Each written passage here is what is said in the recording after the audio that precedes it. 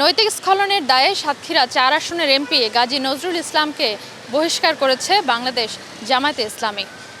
নানা ধরনের অভিযোগ পাওয়ার পর গতকাল বিকেলে দলটির সর্বোচ্চ পর্যায়ের নেতারা বৈঠক করে এই সিদ্ধান্ত নেয়। দর্শক, এটা নিজের নিয়মিত আয়োজন আমাদের কথায় আজ আমরা কথা বলবো এই বিষয়টি নিয়েই। আপনাদের স্বাগত জানাচ্ছি, আমি সাদিয়া আফরোজ। আমরা আজকের বিষয়টি নিয়েও সাধারণ মানুষের মতামত শুনবো, তবে তার আগে চলুন দেখে আসি এই বিষয়ক প্রতিবেদনটি।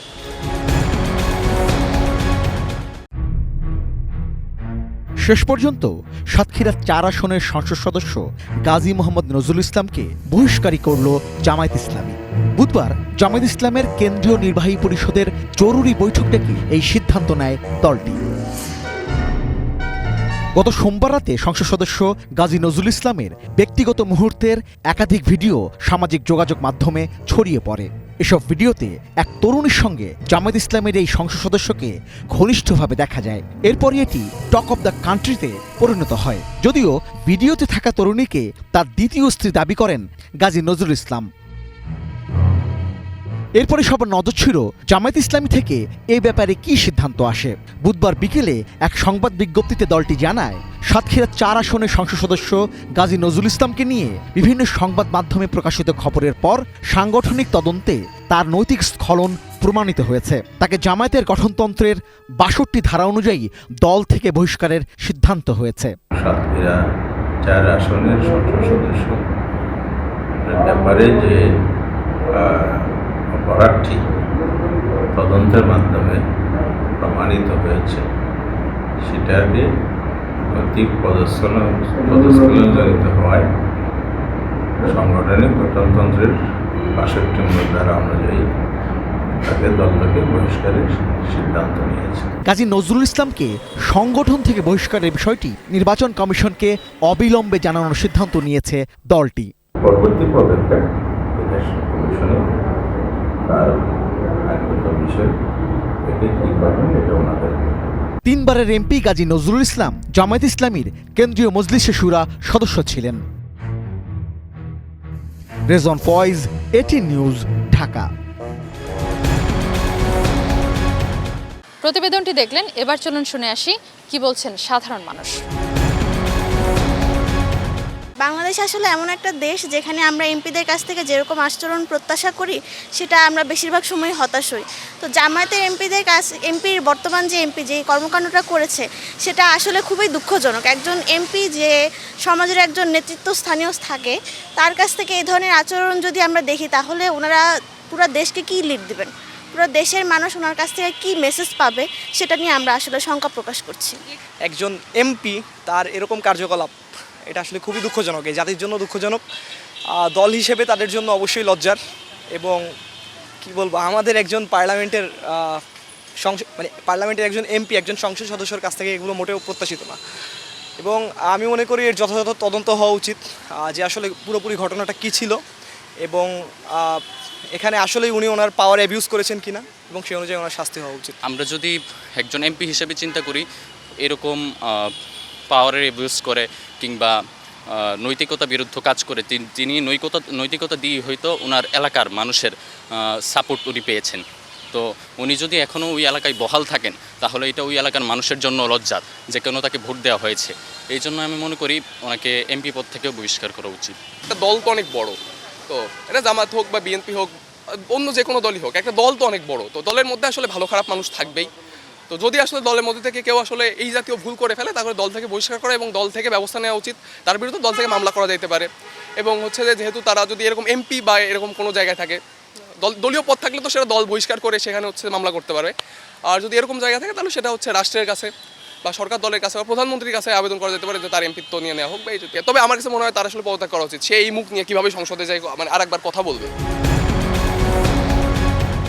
আমাদের কথায় বগুড়া থেকে সংযুক্ত হচ্ছি আমি চপল সাহা। আপনারা জানেন যে নৈতিক স্খলনের দায়ে জামাতের যে এমপি তাকে দল থেকে বহিষ্কার করা হয়েছে। চলুন আমরা শুনি বগুড়াবাসীর কথা, তারা এই বিষয়ে কী ভাবছেন। যে কোনো মানুষই নৈতিকতা বিবর্জিত যদি কোনো কাজ করে তাদেরকে সামাজিকভাবে বয়কট করা উচিত। বগুড়াবাসী হিসাবে আমি বগুড়ার একজন নাগরিক হিসাবে আমি মনে করি তারা যে সিদ্ধান্তটা নিয়েছে এটা একটা সঠিক সিদ্ধান্ত নিয়েছে এবং তার বিরুদ্ধে যদি সাংগঠনিক ব্যবস্থাও গ্রহণ করা হয় এবং রাষ্ট্রীয়ভাবেও যদি এই রকম একটা পদে সংসদ সদস্য পদে থেকে এই এমন অনৈতিক কাজ করার কারণে সমাজে যে এর বিস্তার ঘটতে পারে এর প্রতিরোধের জন্য ব্যবস্থা নেওয়া উচিত বলে আমি বগুড়ার একজন নাগরিক হিসেবে আমি মনে করি দাদা। সুশাসন নিশ্চিতের জন্য তাকে শুধু বহিষ্কার নয়, তাকে সংসদ সদস্য পদ থেকে বহিষ্কার করা উচিত এবং তাকে দেশের আইনের আওতায় নিয়ে এসে শাস্তিযোগ্য অপরাধ হিসাবে এর বিচারের দাবি জানাই একজন নাগরিক হিসাবে। শুধু নাগরিক নয়, তিনি শপথ নিয়ে সংসদ সদস্য হয়ে শপথ ভঙ্গ করেছেন এবং নারী অধিকার ক্ষুণ্ণ করেছেন এবং শুধু নারী অধিকার নয়, পারিবারিক মর্যাদা হানি করেছেন, তিনি মিথ্যার আশ্রয় নিয়েছেন। এগুলো সামগ্রিকভাবে তার বিচার হওয়া উচিত। যে অপরাধ করবে তার দায়ভার তাকে নিতে হবে, এটা কোনো দল নেবে না এবং তার কারণে দল যে ক্ষতিগ্রস্ত হয়েছে সে ব্যক্তিগতভাবে ক্ষতিগ্রস্ত হয়েছে। সুতরাং দল এটা সঠিক কাজ করেছে এবং এজন্য আমি জামাত ইসলামীকে ধন্যবাদ জানাই এবং ভবিষ্যতে আরও যারা যে দলেরই হোক, সেই নেতা এবং সংসদ সদস্য মন্ত্রী হোক, তাদের ব্যাপারে এই ধরনের সিদ্ধান্ত সেই দলের কাছে আমি প্রত্যাশা করি। জামাতের এমপি নৈতিক খলনের দায়ে যে বহিষ্কার করছে, এটা বগুড়াবাসী হিসেবে আমি সাধুবাদ জানাচ্ছি। শুধু জামাত না, যে কোনো রাজনৈতিক দলের এইরকম কোনো নেতার বিরুদ্ধে অভিযোগ আনলে তারাও যেন এরকম ব্যবস্থা নেয়, তাহলে রাজনৈতিক অঙ্গন আরও ভালো হবে। আমাদের কথা অনুষ্ঠানে খুলনা থেকে স্বাগত জানাচ্ছি আমি মোহাম্মদ অসীম। নৈতিক স্খলনের কারণে সাতক্ষীরা 4 আসনের জামাতের সংসদ সদস্য গাজী নজরুল ইসলামকে দল থেকে বহিষ্কার করেছে বাংলাদেশ জামাত ইসলামী। এ বিষয়ে কী ভাবছে খুলনার মানুষ, চলুন জেনে আসি। একজন এমপি পার্লামেন্ট মেম্বার, অথচ সে একজন তর্কের খাতিরে আমরা ধরেই নিলাম যে সে তার দ্বিতীয় ওয়াইফ, কিন্তু বাস্তবতা হচ্ছে সে তো শপথ ভঙ্গ করেছে, সে তো সংবিধান লঙ্ঘন করেছে।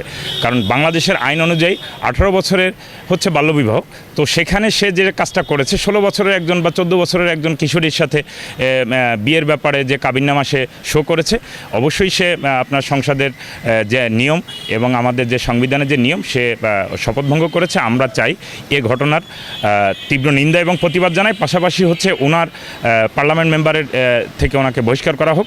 একজন চরিত্রহীন ব্যক্তি হঠাৎ করে কিছু করে না, দীর্ঘদিন ধরে হয়তো এই জিনিসটা ধামাচাপা দেওয়া ছিল। তবে সাথে সাথে জামাত থেকে বহিষ্কারের সাথে সাথে আমি দাবি জানাই মহান জাতীয় সংসদ থেকে তাকে সংসদ সদস্য পদ থেকেও বরখাস্ত করা হোক। অনৈতিক কর্মকাণ্ড কখনো জামাত ইসলামী প্রশ্রয় দেয় না। সুতরাং জামাত ইসলামীর সাংগঠনিক সিদ্ধান্ত সঠিক এবং জামাত ইসলামী যে সবসময় দেশ এবং জাতির স্বার্থকে প্রাধান্য দেয়, ব্যক্তির স্বার্থকে প্রাধান্য দেয় না, এটি তার প্রমাণ।